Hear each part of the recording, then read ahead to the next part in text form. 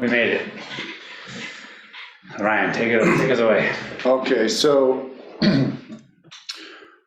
this one I'm going to try and present with a little bit of a storyline here. So the background is there's a founder of a company. The name is Spice Curls, and he created it to manage spices with two other roommates in the house.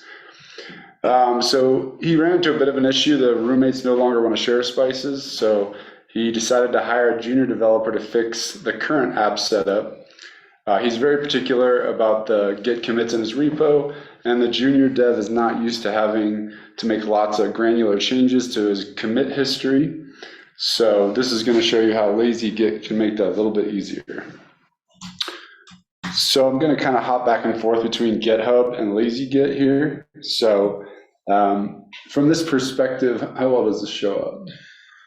Decent? You can always zoom in when presenting if possible. All right. So from this perspective right now, this is the founder or the owner, and he's currently on his Lazygit, and he's been doing work. So I know from a previous talk they talked about ways of like switching Git like domains or something like that. So a lot of people you ask the question, well, what do you do if you need to quickly switch branches? Whip it, right? So in this case, you could hit the 8 and stage everything, and then I'll hit commit, and then I hit whip, and that will throw everything down there. So A was add all? Yeah, A was add all. So there's like a ton of things that Lazygit does. So the best way to not get overwhelmed with this is I'm not sure. Basically, I'm just going to do some things. So one other way that you could get out of this if you wanted to switch branches would be to hit to go down here to your commits. And I guess the first thing I'll add is like X is always in a menu to show everything that you could do. So I spent about a month always hitting X every time I was in Lazygit to see. But one of the cool things is you hit G here, and you can do all the different types of resets. So all the work I just did is in that whip. If I wanted to get out of there, I can just go to a soft reset and get it. The other thing I can do is if I didn't want to whip it, I could stage all of it. So I could do like a quick stage. So now that's all down here in my stage. So I just got an alert from my new contracted junior dev that he has his PR up. And this is kind of based on my experience loosely. So he submitted his bug fix, and I'm the owner, and now I'm going to go in and review his bug fix. So when you leave Turing, or maybe a lot of coding boot camps, you are used to like working in pairs. And when somebody says, oh, hey, like review my PR, all good, click. And so the first thing you experience as a new developer sometimes is maybe someone really getting into depth when they're reviewing your PRs, which is what I experienced.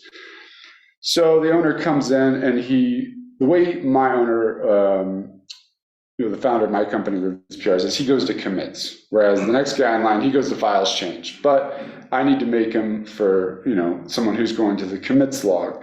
So he's going to read this, change the schema for users and spices, and he's going to want to see that all of the changes in this commit reflect the message at the top, right? So loosely speaking, I can see we had some changes to the routes and backed out a migration, and this one could be acceptable. So let's go to the next one. So this message is fix user on spices controller. So we can see here that he added the user to the params, which isn't necessarily matching up greatly with the message here, but we can clearly see that these two changes here don't necessarily directly relate. So, you might comment here, these changes don't belong here.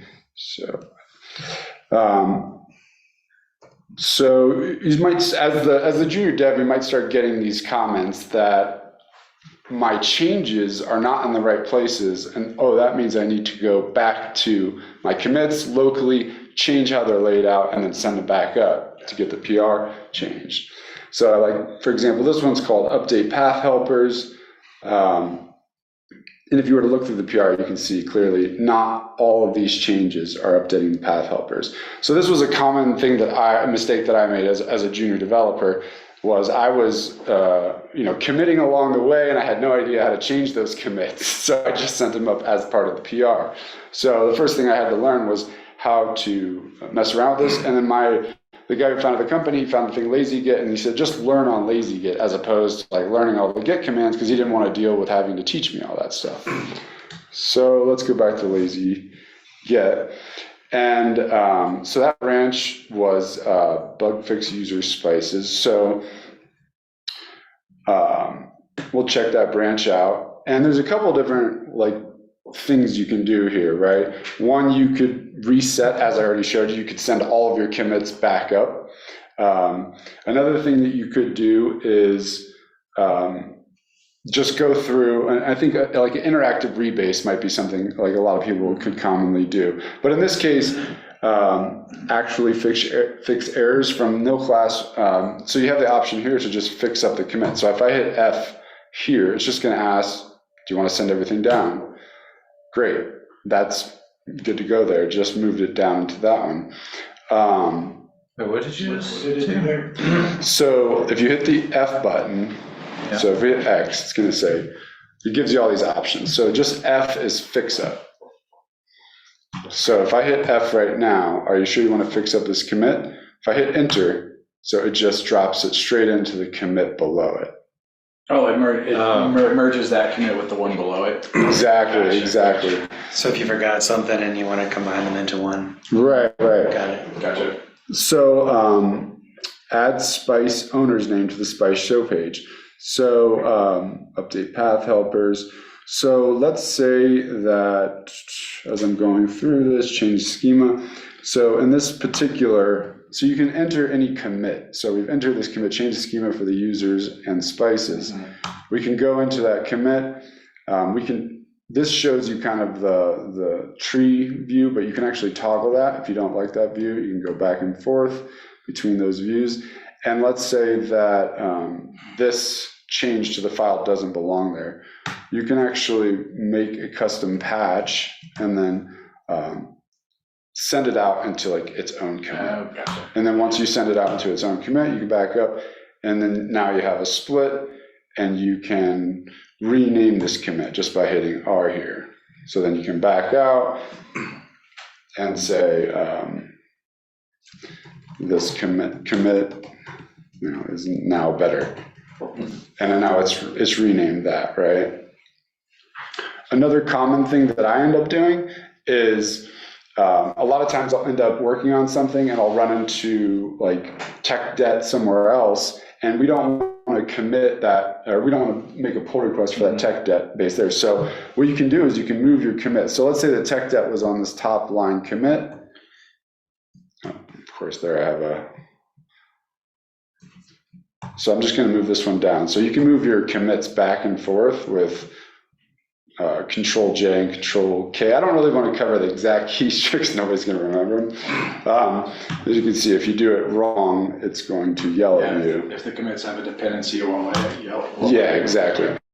But basically, I wanted to show that if I come, so let's say that change the schema for users and spices doesn't belong in this PR. I can move it down one, then I can create a new branch, and I can just say, bug fix here.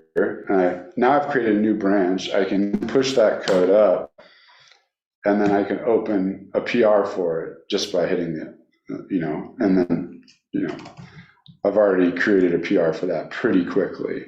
So that, a lot of these are things that would have taken me forever to do when I first started out.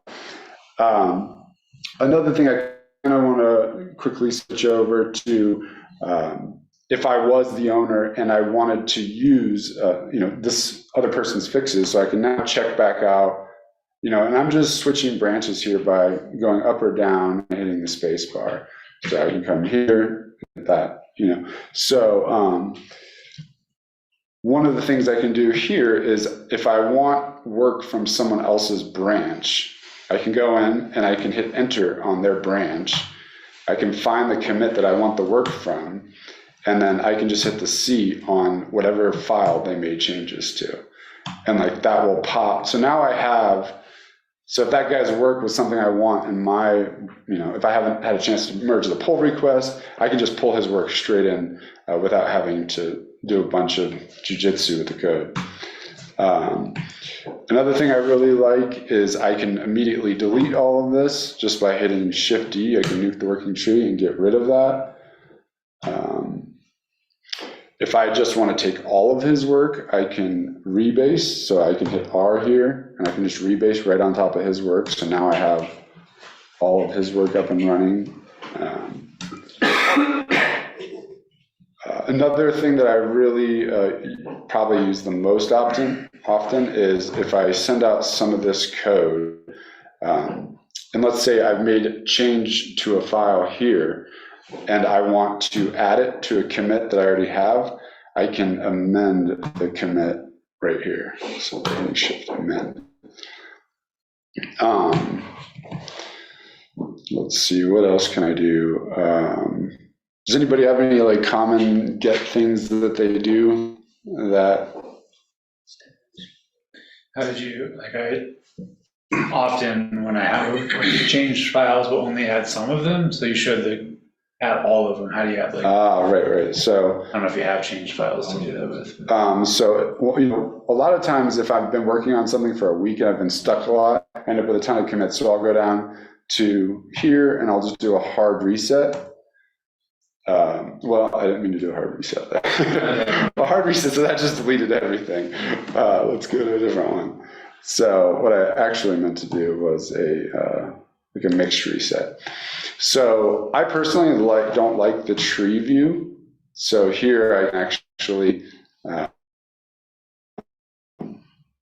go through each. I personally like it this way. And what I'll typically do is if I had a lot of work, I'll want to go through and then I'll do, so A will do all of them, but the space bar will do just part of it. And actually you don't even have to do a whole file. If you hit enter here, and let's just say these changes here were what I wanted, I can escape out, I can commit here. So I could say, update new action. And then if now I want to update the rest of this, update params, and then let's say, and one of the advantages of doing it that way is now as I go through, I'm like, okay, I want this file change to be in this commit. I just am in that commit. And then if, before I submit it, if I want the person reviewing this commit before this one, it's real common. I'll just switch it there. And then, so that's usually how I will go through and add each thing from each directory. A lot of people I work with, they'll go through and they'll find all of the related pieces of code and individually add them. But the way I like to do it is just one file at a time, and then I just amend as I go. Yeah, interesting. Now, because you're changing Git history so much, do you have to force push, or does that already set up? Yeah, so I'm almost always force pushing. Also, too, because there's always so much code being going into developer main where I work that I'm just constantly rebasing. Okay. So, yeah, so Q gets you out, and I have a little snippet there that gets you back in.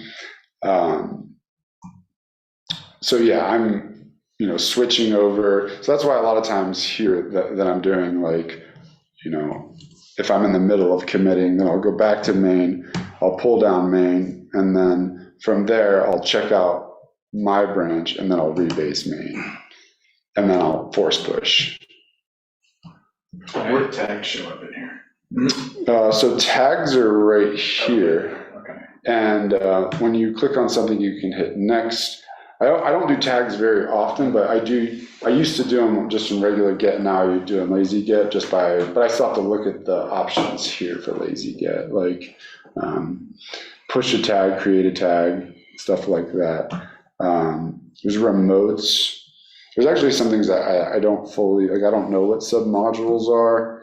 And if you are trying to learn the actual Git commands, I think the command log actually shows you, like every time you do something, like if I were to go down to the commits and move a commit, I can't move that commit that way. it'll show in the command log what that Git command was. So if I wanted to learn Git, I actually think it would be a quicker way to learn Git. Yeah, I was like, with all the tasks you were doing, I didn't realize for a second you got the command log going down there. So some of the stuff, like splitting a commit into 2 different commits and seeing what those commands are that show up in the command log. Right. Yeah.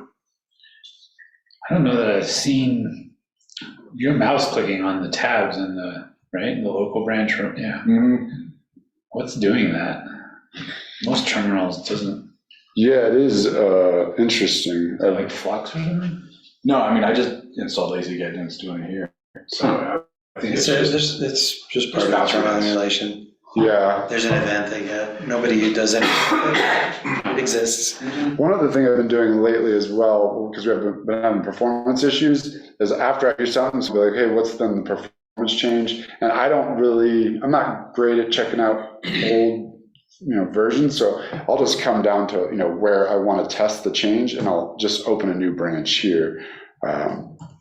And then I'll go through and I'll do my performance testing from that commit, and then I'll go back to main, check it out, and then I'll do performance testing again, and I can compare the two. Yeah. But yeah, basically that's pretty much my talk, but this is sped up, makes the point where like Git is not a barrier for me at all. I went from spending 3 hours of my day and rebasing and messing with Git because there's so much activity on main and develop that now it's just like almost a fun part of my day. Yeah. I spent a lot of time asking Nico. I don't know, you know Nico. Like, Nico, what did I just do? Where did my commits go? Blah, blah, blah. This could have helped a lot when I was figuring out Git years ago. Yeah. Yeah, I've noticed our real senior devs, they don't like, the guys who've been coding for over 20 years, they don't use this at all. And then like the next guy from me's been going for 8 years and he's fully on Lazygit. And I think because I bought in so early, like I know a lot of things that he doesn't know. Like, so he'll switch into the command line even to do that, the reset there. And I showed him the other day, he's like, oh, I don't need to be. So It's nice. yeah, it's a cool tool. And Did you install it, Jeremy?